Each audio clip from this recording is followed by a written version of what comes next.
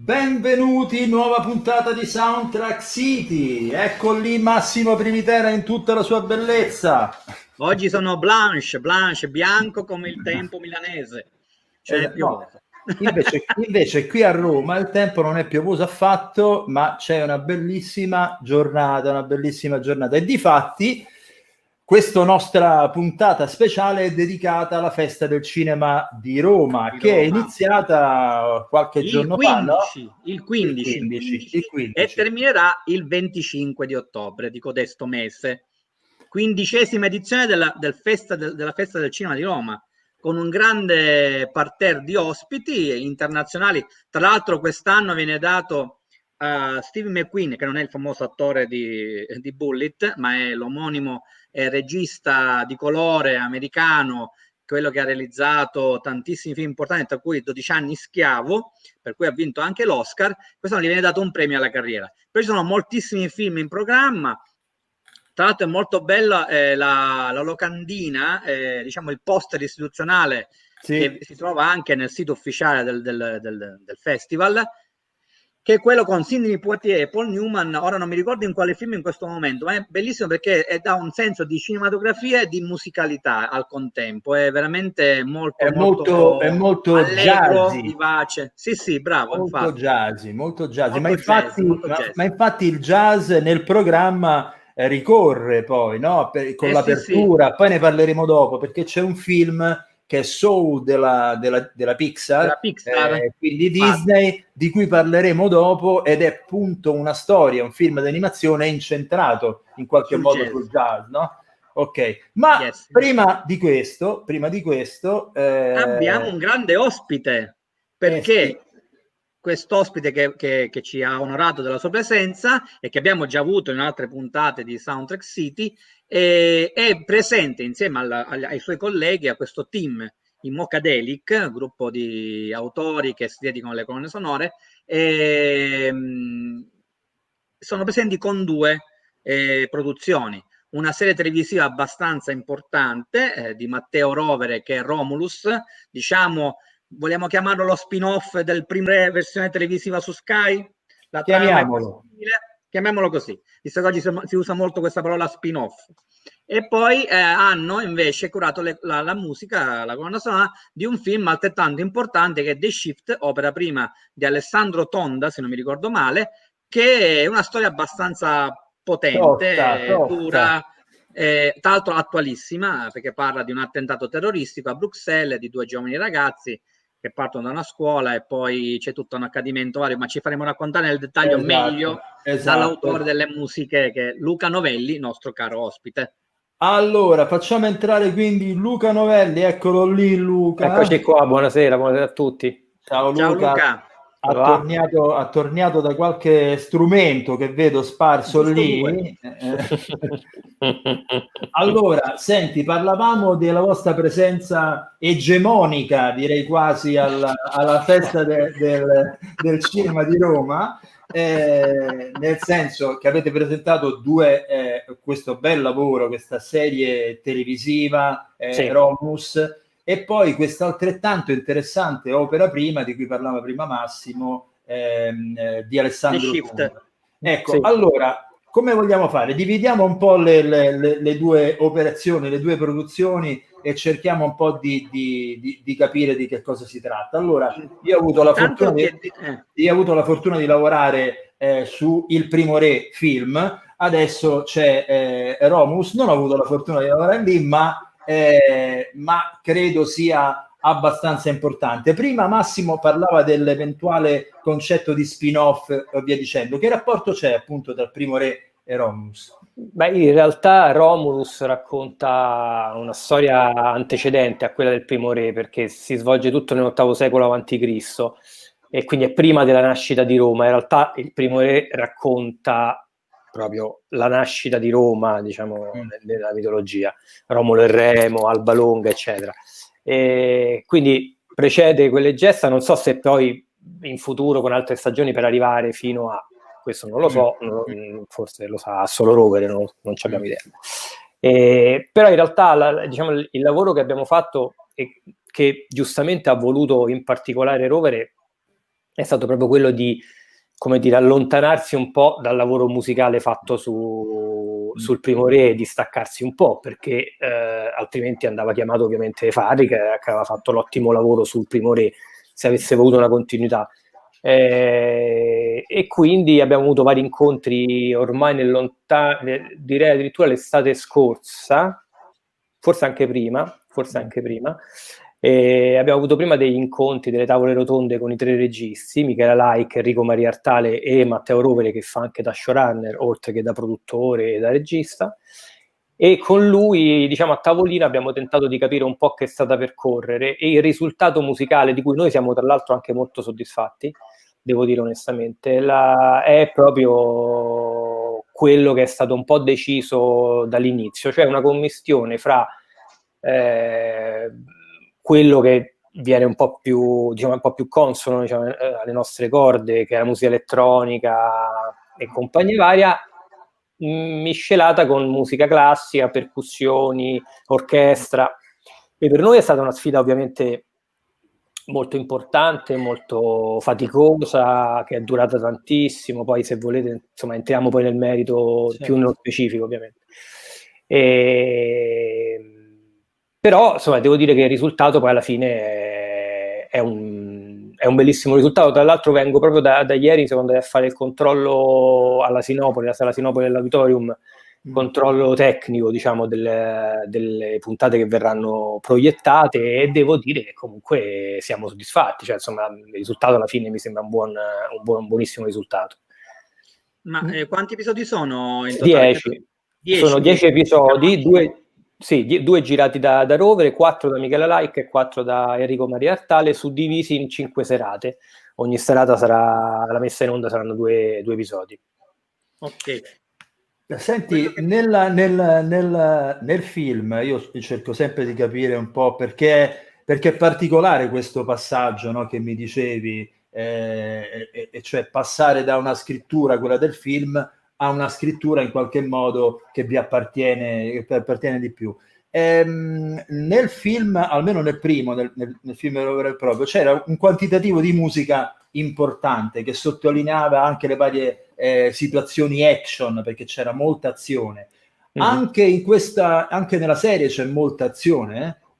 Sì, c'è molta azione, chiaramente. È una serie comunque epica, quindi fatta anche di momenti lirici, epici, di action, insomma, e c'è tanta musica. Oggettivamente c'è tanta musica, nel senso che la media su ogni puntata è di una trentina di minuti di musica, insomma, le puntate durano 45-50, per cui il lavoro fatto chiaramente è un lavoro, devo dire, anche lì molto bravi, la post-produzione in house, che è la stessa del primo re. Sì. Devo dire, Mazzucco in particolare, che ha missato le 10 puntate, è stato molto bravo a cercare di trovare l'equilibrio, che a volte a livello compositivo devo dire che insomma non è facilissimo sempre da trovare, per avere dei momenti in cui la musica accompagna il racconto e non fa da protagonista, e invece momenti in cui chiaramente diventa protagonista la musica, insomma.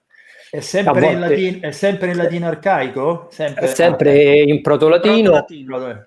È sempre in proto-latino, anche se appunto ci sarà la versione in italiano su Sky, perché chiaramente per chi non ha voglia di vederlo in lingua originale, diciamo così, sarà facilitato dalla lingua italiana. Chiaramente è una grossa perdita, cioè si perde tanto del valore se lo si vede doppiato, ovviamente, però insomma non entro nel merito delle scelte, insomma, dello spettatore, chiaramente. Ma infatti avevo visto che il trailer, quello che sta andando in circolazione, è proprio in italiano, quindi doppiato, esatto. non c'è con i sottotitoli come era il trailer originale del credo ci sia anche adesso, proprio in questi giorni forse ne è uscito un altro in lingua originale con i sottotitoli, credo. Così mi hanno detto. Però ovviamente è una serie televisiva, è una serie da vedere assolutamente in lingua originale, perché il valore aggiunto che ha quella lingua, oltre a una ricerca incredibile che è stata fatta dagli autori, è una fatica, penso, incredibile per scrivere 10 puntate in proto-latino, insomma, credo che ne valga veramente la pena, insomma, onorare lo sforzo fatto, diciamo. Ma rende anche proprio a livello sonoro particolare la visione uditiva, no? Cioè, nel senso, entri subito in un mondo nuovo, che devi imparare a conoscere anche da questo tipo di lingua, devo dire, gli attori straordinari, uno migliore dell'altro, il casting è stato eccezionale, anche se sono tutti attori sconosciuti, o comunque non così famosi. E invece sono tutti bravi, quindi la lingua è strana, perché comunque credo che insomma sia molto complicato per un attore gestire una lingua nuova senza accentarla in maniera italiana, no? O romana, o napoletana, e quello invece sono stati bravissimi, quindi è incredibile, sembra subito entrare in un mondo nuovo anche musicalmente, come il Primo Re, in cui invece il Primo Re c'era stato un lavoro da parte della post-produzione, ma anche di Farri, credo poi Marco lo sa meglio di me, insomma, di creare qualcosa veramente di particolare che nascesse da, non so, credo da un'idea proprio di proporre una musicalità arcaica, eccetera, eccetera. Qui si è iniziato con i buoni intenti, diciamo, cioè musica concreta, registrare suoni dal vero e manipolarli, fiati particolari, voci particolari. Poi devo dire, quella cosa un po' è sfumata per andare su un mondo un po' più, come dire, più incollato a un racconto internazionale di quel tipo musicale, se vuoi più banale, diciamo, no? Banale, no, orchestrale, eccetera, però diciamo più alla portata di tutti, ecco. Esatto, io poi non sono bravissimo a parlare, alla portata di tutti. Nel cui interno sono rimaste queste manipolazioni fatte in particolare con dei fiati, chiaramente dei didgeridoo o delle percussioni un po' particolari, manipolazioni di voci, ma che sono entrate poi all'interno della composizione, insomma, non la fanno proprio da, diciamo, da padrone. Mi interessa un po', per mia, essendolo io percussionista, un po' il discorso delle percussioni, perché ad esempio sul lavoro di Andrea Farri, che poi adesso, a prescindere, no, perché il vostro è un altro lavoro, no? Lui addirittura fece suonare delle caldaie, dei pezzi di metallo di provenienza varia, oltre che le percussioni a membrana, eccetera, eccetera. Voi invece, da questo punto di vista, che lavoro avete fatto? Peraltro voi avete dentro un batterista percussionista. Quindi, sì. Ma noi abbiamo campionato delle cose, a volte per campionare intendo veramente semplicemente la classica registrazione di un colpo e poi usata, insomma, e manipolata. Alcune abbastanza standard, magari semplicemente lavorando un po' sulle pelli, sul tipo di attacco, la bacchetta usata, altre magari cose un po' con pelle di capre o di cose insomma un po' più particolari, però non c'è stata una ricerca di chissà quale tipologia, c'è stata più la manipolazione dei suoni per arrivare poi, e poi ovviamente abbiamo usato anche tutto un mondo percussivo abbastanza classico, insomma, per fare è anche, sai, anche molto diverso da un film, nel senso, qui devi musicalmente reggere una serie televisiva di 10 puntate, una quantità di musica incredibile, la capacità di rinnovarsi, la capacità di non annoiare musicalmente, insomma, lo sapete meglio di me, insomma, è un altro sport, cioè nel senso, musicare un film può diventare un gesto autoriale, anche interessante, musicare una serie televisiva ti puoi permettere quella cosa fino a un certo punto, nel senso, comunque, e in più, scusami. No, scusami, volevo dire, poi avendo anche questo afflato epico, comunque è una produzione internazionale, la devi anche rendere vendibile internazionalmente. Quando tu dicevi forse siamo caduti nella banalità, no, in realtà nell'essere più alla portata di tutti, perché comunque va a un pubblico vasto e poi forse diviene anche più facile vendere questo prodotto all'estero. Sì, diciamo più che sì, esatto, il discorso è questo, più che banale, diciamo più scontato, no? Cioè, nel senso, uno vede la classica scena di action e c'è l'orchestra registrata con quella tipologia di sonorità, però è corretto, cioè lo vedi e dici ok, però funziona, cavolo, cioè, è per quello che esiste un linguaggio musicale, cioè nel senso non è una casualità, insomma. Quella è stata la cosa un po' più complicata per noi, però siamo stati supportati da un grande arrangiatore che è Emanuele Gerardo Bossi, insomma, che ci ha seguito il maestro. Ma Emanuele sta proprio adesso sugli allori, di Gabriele Mainetti. X-Out, come no, certo. Beh, lì immagino la fatica sia stata tanta. Qui è stato tanto lavoro, più che altro perché l'abbiamo fatto nel periodo di lockdown, quindi con Emanuele abbiamo lavorato praticamente solo online, cioè nel senso scambiandoci le idee, parlandone così su Zoom, lui lavorava un po' alle partiture, insomma, e poi abbiamo appena hanno sbloccato tutto. I primi di giugno siamo stati la prima orchestra grande, comunque la seconda orchestra in Italia a registrare alla Forum, che da pochissimi giorni era riuscita a farsi dare l'ok sul distanziamento, eccetera eccetera, per cui abbiamo convinto la produzione, volevamo assolutamente rimanere in Italia a registrare, non volevamo andare all'estero, a parte che era molto complicato, però insomma abbiamo stima dei musicisti che ci sono a Roma nell'orchestra, per cui insomma siamo riusciti veramente a fare, la produzione c'è stata veramente accanto a questo punto di vista, per cui poi alla fine l'orchestra è stata diretta da Emanuele, abbiamo registrato alla Forum, è stata un'esperienza molto con l'orchestra del cinema. Ok, quella di Patrignani, sì, ok. Quella di Patrignani, primo violino. Che organico avete usato? Allora, adesso mi sfugge mi sembra 16 più 16 più, insomma, l'orchestra alla fine era una quarantina, erano gli elementi, insomma. Solo che chiaramente essendo era il limite massimo, perché col distanziamento considera che poi alla fine i contrabbassi e i violoncelli erano, non so, a 12, a 15 metri in fondo alla sala, perché chiaramente ma anche alla Forum. E i fiati? No, solo archi. Ok.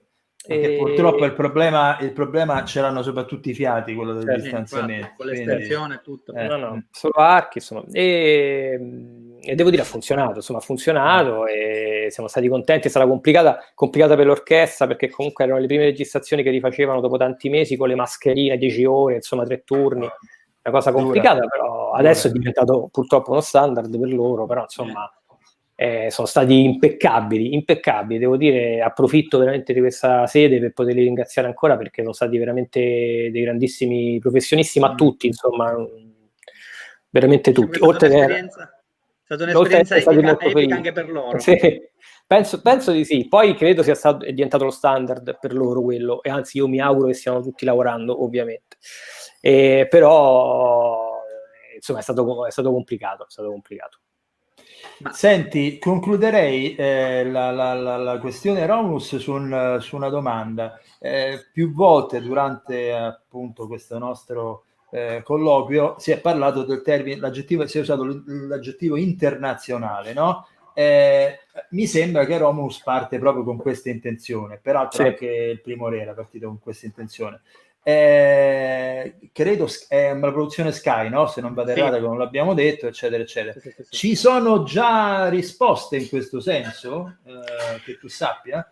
Sì, ci sono risposte in questo senso, di cui non so se posso parlare, ma insomma sì, però ci sono. Ci sono interessamenti all'estero, alcuni sono diventati già cosa firmata, diciamo, cosa fatta, per cui insomma sulla carta dovrebbe andare all'estero. Beh, in realtà c'è anche già ITV, che comunque è inglese, c'è già, insomma, ci sono già una serie di personaggi, insomma, per cui l'intento è quello, ma d'altronde è una serie che può essere internazionale. Sì. E comunque l'appeal di Roma, della nascita di Roma, comunque è un appeal che all'estero funziona, spero funzioni, insomma, bene. Certo, ci mettiamo la sfida di Rovere, che devo dire una grande sfida, è quella di mettersi, diciamo, sul piano delle grandi serialità che raccontano, no, l'epica, eccetera. Per cui vediamo un po' se la sfida la vinciamo. Sì, vabbè,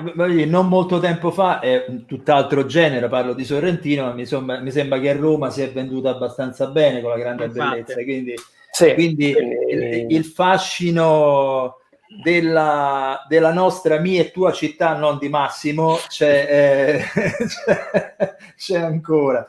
Scherzo. Senti, allora passiamo invece all'opera prima di Alessandro Tonda, che a me mi sembra molto interessante. Io quando mi sono andato a leggere un po' di notizie, l'ho letto, viene descritto come thriller claustrofobico, al che ho detto che succede. Poi ho letto la storia e effettivamente sembrerebbe, il trailer lo rende molto questa cosa. Allora, sì, perché ci parli un po' di...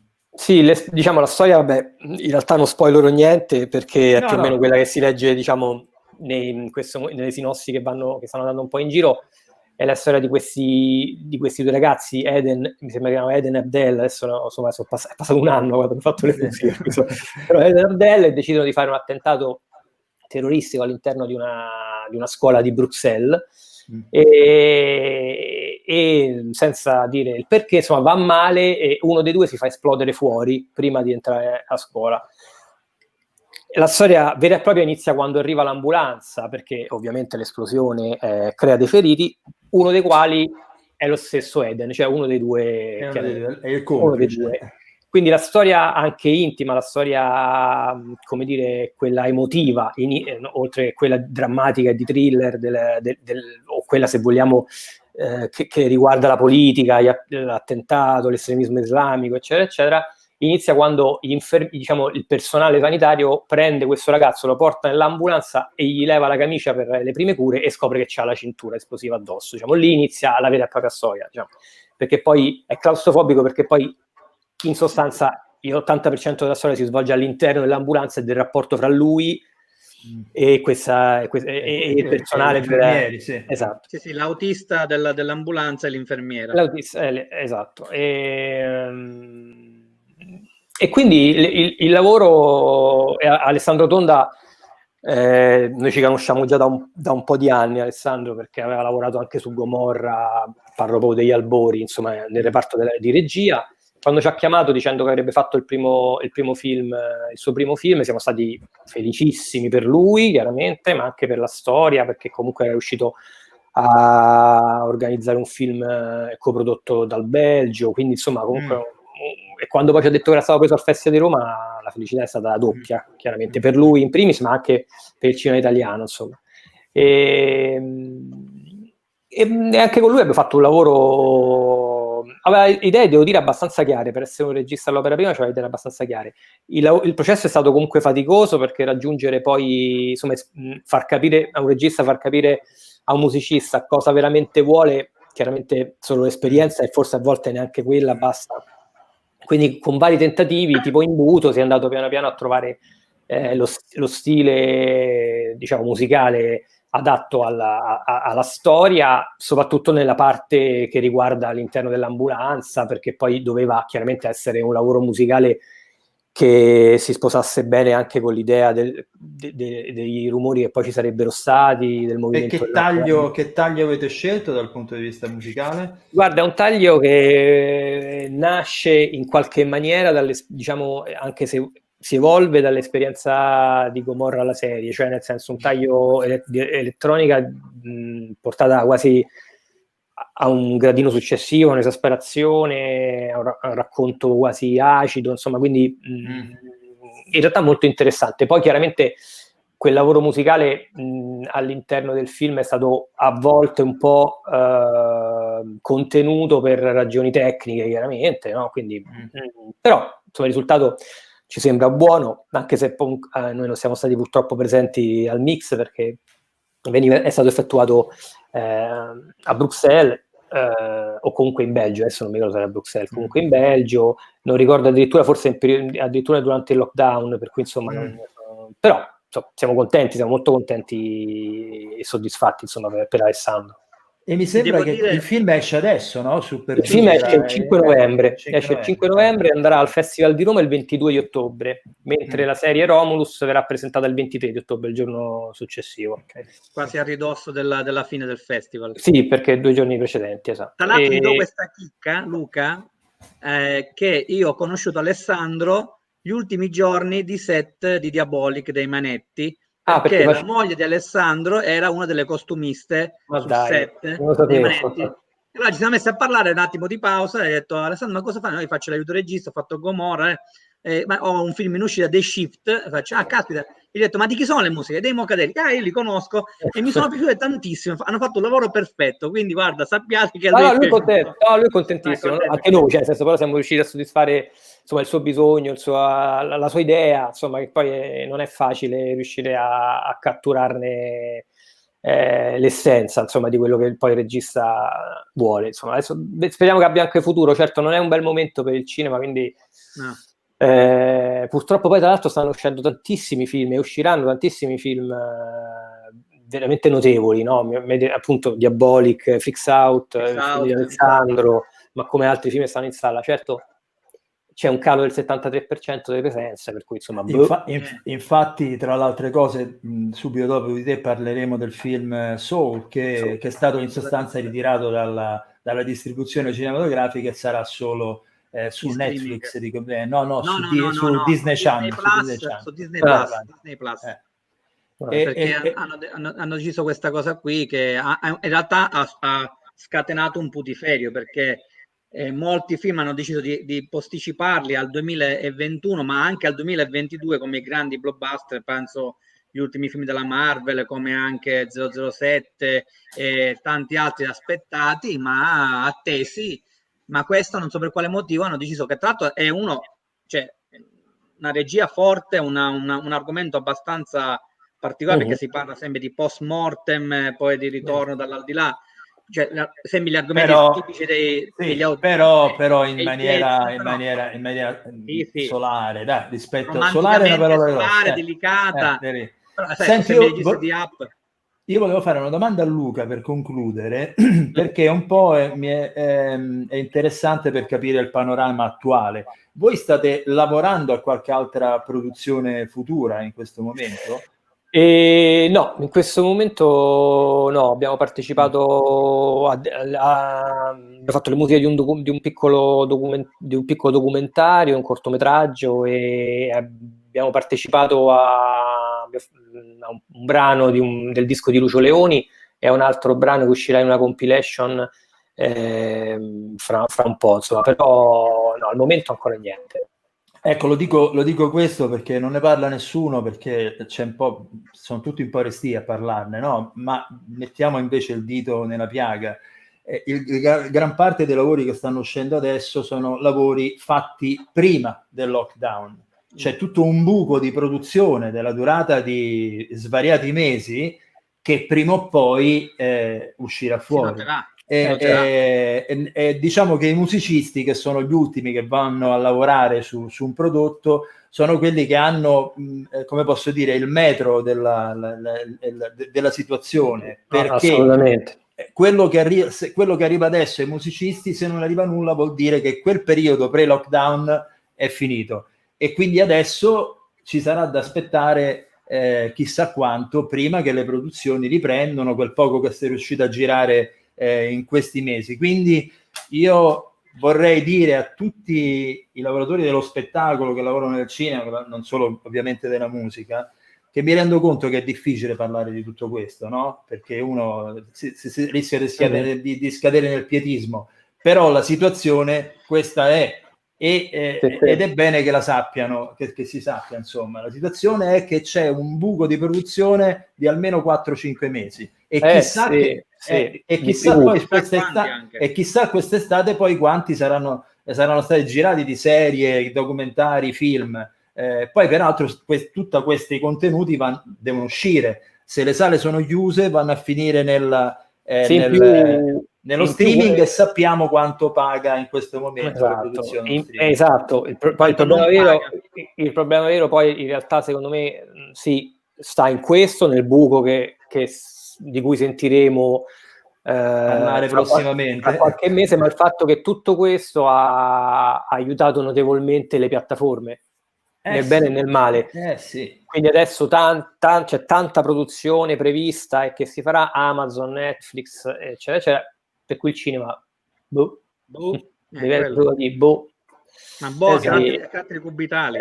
Proprio a caratteri cubitali. E per i musicisti in particolare è comunque un doppio problema, non solo per chi lavora, che comunque è fortunato, per chi lavora nell'ambito dell'audiovisivo, ma ricordiamoci che c'è tutto quel mondo di 170.000 persone indotti, eccetera, eccetera, che lavorano nel campo della musica live, eccetera, di cui nessuno sta dicendo niente, tranne i 2000 bauli a Piazza del Duomo l'altra volta, ma insomma, a parte quella bella foto che è girata e cui abbiamo approfittato tutti di postarla, ma insomma quello è un indotto di cui nessuno sta parlando e che sono veramente fermi, ma veramente fermi. Mentre noi, bene o male, un po' di strascico ce l'abbiamo avuto, siamo stati abbastanza fortunati, spero anche altri colleghi ovviamente, i musicisti puri, veri e propri, quelli che fanno il disco e vanno in tour. Noi avremmo dovuto fare un disco, abbiamo rimandato per vari motivi, ma chiaramente l'etichetta discografica sta rallentando perché comunque non potremo poi andare in tour a presentarlo, per cui sarebbe anche abbastanza inutile un'uscita, insomma, per cui è tutto una catena. Però esce la colonna sonora di Romulus, questo devo dirlo. Faccio un po' di promozione. Contestualmente alla messa in onda, il 6 novembre inizia la messa in onda e la colonna sonora forse addirittura esce qualche giorno prima, però non lo so, quindi diciamo che proprio il 6 esce in formato digitale, per adesso è in formato digitale in tutte le piattaforme, poi vedremo se... però è bella cicciottella, c'ha 30 e passa brani, insomma, per cui... Mogadelic, stammi a sentire Mogadelic, attenzione, guardate che stanno a uscire tutti quei vinili, attenzione, ma noi guarda, noi non vediamo l'ora, noi l'abbiamo fatti, Chronicles abbiamo fatto i vinili, Gomorra abbiamo fatto i vinili, Gomorra 3 edizioni, 2 picture disc, cioè nel senso a noi ci rendi felici. Lo so. Ce l'ho tutti, però mi manca i vinili di Romulus. Sarebbe bello. Allora io vengo a trovare a Milano perché io non ce l'ho i vinili di Gomorra, quindi vengo a trovarti. Vedi, te li masterizzo. Grazie. Comunque guarda, non è la prima volta che capitano compositori che non hanno non hanno neanche i CD e invece Massimo ce l'ha. Dopo le scrivo l'indirizzo di Massimo. No, ma Luca c'ho la mail, c'ho tutto di Luca. Vogliamo dire questa cosa: i musicisti gli vengono dati 2 dischi quando li pubblicano e neanche un biglietto quando a vedere un film che hanno fatto. Ma è una cosa brutta. È una cosa bruttissima. E questo accade da prima del lockdown, quindi diciamolo da molto. Non c'entra niente il lockdown. Non c'entra niente il lockdown. Esatto. I pezzenti di non di musicisti, i pezzenti dei... ma sai quante volte mi è capitato conferenza stampa dell'uscita del film, fanno venire un altro po' oppure non lo so, ma il musicista se lo scorda, no? Quindi vabbè, senti, comunque io invece come al solito vi auguro una bellissima festa del cinema, mi auguro che Romulus invece invada gli schermi, non si può dire, i monitor che sia veramente un prodotto internazionale, perché sarebbe un bel segnale per tutto il nostro piccolo movimento italiano. Luca, grazie, salutami tutti gli altri, salutami. Certo, saluto tutti quanti, gli amici dal Tufello in poi. Esatto. Salutaci tutti Delic, La cosa importante è che Luca ha detto che sì, hanno 2 film, ma quello che gli sarebbe invece piaciuto fare le colonne sonore, purtroppo presentato al Festival del Cinema di Roma, non l'hanno fatta. Lo vogliamo dire qual è? Dai, dillo te, dai. Vabbè, dillo tu Massimo che ti ricordi il titolo, perché io avrei detto semplicemente il film su Totti. Vediamo Francesco Totti. Scusate, c'era la colonna sonora che non c'era, fatela fare ai Mogadelic, ma anche ora anche adesso facciamo un po'. Va bene. Ciao Luca, grazie, salutami tutti gli altri, grazie. Luca Manuelli, Mogadelic sempre. Ciao, grazie. E ora ci rimane in questi pochi minuti restanti di questa diretta liveissima di oggi il film di cui parlavamo poc'anzi, Soul di Mariangela Ungaro. Vero, come se hanno sempre lavorato, in fondo lavoriamo a distanza, ecco.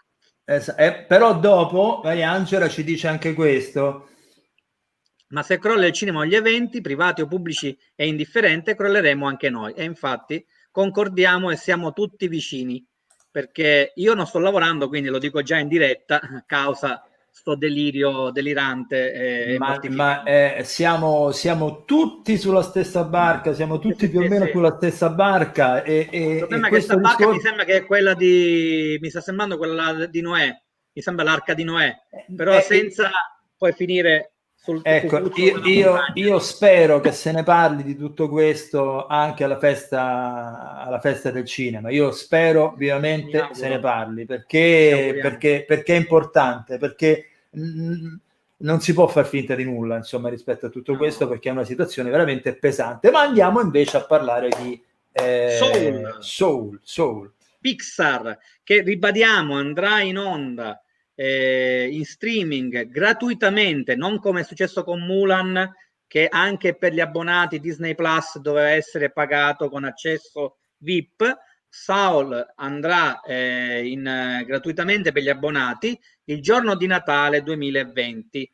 Quindi chi non ha avuto la possibilità di vederlo al Festival del Cinema di Roma, la 15ª edizione di quest'anno, lo potrà vedere se è un abbonato Disney Plus, per l'appunto in streaming. Di che cosa narra? In sostanza posso dire che sono fortunati coloro i quali hanno assistito alla cosa, perché in fondo è l'unica proiezione che si farà cinematografica, in grande schermo, di un film che già dal trailer si prospetta un capolavoro. D'altronde parliamo di due registi, Pete Docter, che è quello di Up, Inside Out, Monsters & Co., ha vinto anche gli Oscar, un signor regista, chapeau, e insieme a quest'altro che ha la prima esperienza in una grande produzione del genere, che è Camp Powers. Come dicevamo, questi due registi hanno realizzato questa storia, trama jazzistica, trama pienamente musicale, un po' di là e un po' di qua. Dalla vita terrena. Raccontacela. Sì. Ma guarda, io quello che posso dire è quello che ho visto dal trailer, che ho letto nelle sinossi. C'è questo musicista di colore che, come posso dire, un po' schiavo dei propri sogni, degli riuscire a fare un lavoro che lo soddisfi nell'ambito musicale e non semplicemente l'insegnante, dopo aver ottenuto finalmente una serata in qualche modo in un locale jazz, cade in un tombino mentre sta parlando al telefono, informando, presumo, la sua compagna, non so chi, cade in un tombino. In questo tombino però non cade nelle fogne, ma va a finire in un'altra realtà, non so come chiamarla.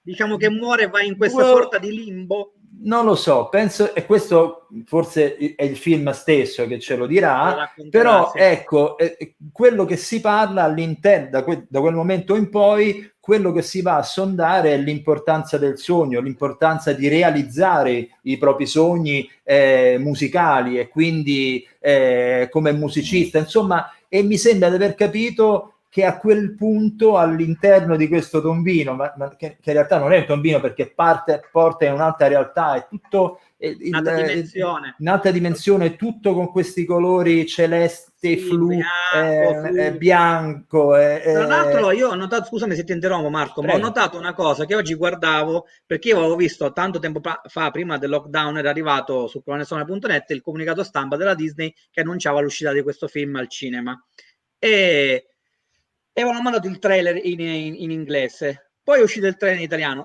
Ho notato che c'è una differenza notevole tra ambedue, perché quello in inglese svela poco, dà qualche accenno, quello italiano diciamo che ti spoiler il finale. E sono rimasto scioccato, perché ho detto, ma non è possibile, ma perché spoiler al finale? C'è la spoilerata del finale, del colpo di scena finale, che ovviamente non dico. Chi si vuole andare a vedere il trailer italiano non se lo veda, perché gli dice proprio cosa succede a questo Joe Gardner, a questo insegnante, questo musicista jazz, perché non capisco per quale motivo cambiano molte scene, molte sequenze, cambia anche la musica. Strano, non capisco neanche per quale motivo c'è un pezzo, una sorta di pezzo reggae che nel film non c'è. Questo capita, capita spesso, questo sì, però gli danno un taglio un po' più diciamo quasi sbarazzino, grottesco, con la spoilerata finale. Non capisco per quale motivo, vabbè, comunque va bene. Comunque, fatto sta, quello che volevamo dire, cioè la musica allora è importante, perché è comunque un film d'animazione, ma a carattere musicale. Non ne escono tantissimi. Peraltro, dal punto di vista del taglio, il genere di cui si parla è il jazz, e a me è carissimo la cosa. Ultimamente c'è stata una serie televisiva dedicata al jazz di cui abbiamo parlato, che era di Eddie.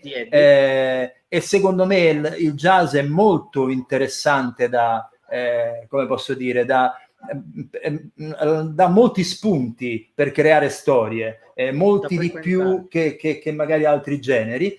Detto questo, allora, di tutto questo ne abbiamo parlato, vi abbiamo anche detto che purtroppo, ahimè, il film doveva uscire nelle sale, ma invece è stato ritirato per farlo uscire direttamente in streaming, e questo va di nuovo al ragionamento che abbiamo fatto poco più avanti. Vedo qui c'è Mariangela che ci manda di nuovo un messaggio, che è questo: si è perso purtroppo il rito collettivo del cinema, nato come quarto potere, era indirizzato alle masse, era anche diretto alle masse, ma distanziatissimi. Ne condivideranno le menzioni sui social, non è lo stesso. Le domande che tutti quanti ci poniamo è questo.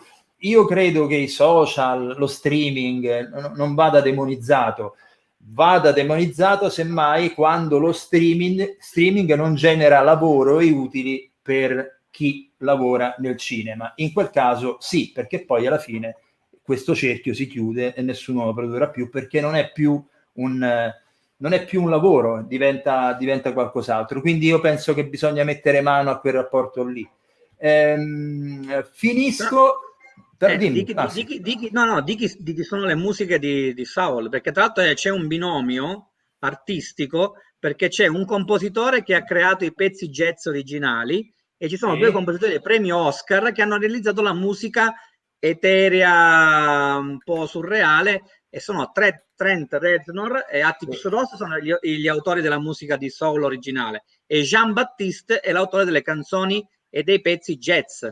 Quindi c'è anche dicotomia strana fra l'utilizzo del jazz e l'utilizzo della musica sperimentale elettronica dei Nine Inch Nails, giusto? Nine Inch Nails, sì, che è un gruppo sono grandissimi, rock alternativo, dark, di che anno era? Degli anni 90, degli anni 90, sì, quindi loro due hanno vinto anche l'Oscar con The Social Network e con David Fincher. Sì. In effetti ormai seguono questa, ecco, ricordano un po' i Mogadelic, cioè nel senso che sono sia un gruppo, una band, però anche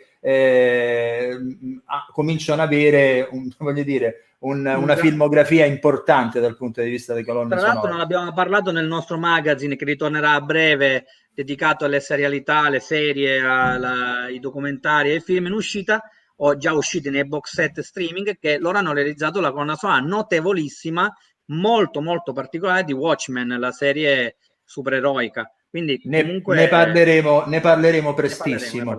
Allora, do un attimo un'anticipazione concludendo questa puntata. Seguiranno presto due nostri speciali. Allora, il primo andrà in onda addirittura in 2 puntate dalla prossima domenica. C'è una grande intervista che abbiamo fatto noi a dei monumenti delle colonne sonore italiane, che sono i fratelli De Angelis, anche detti Oliver Onions, non lo so, chiamateli come vi pare a voi, ma hanno fatto Guido e Maurizio sono stati straordinari.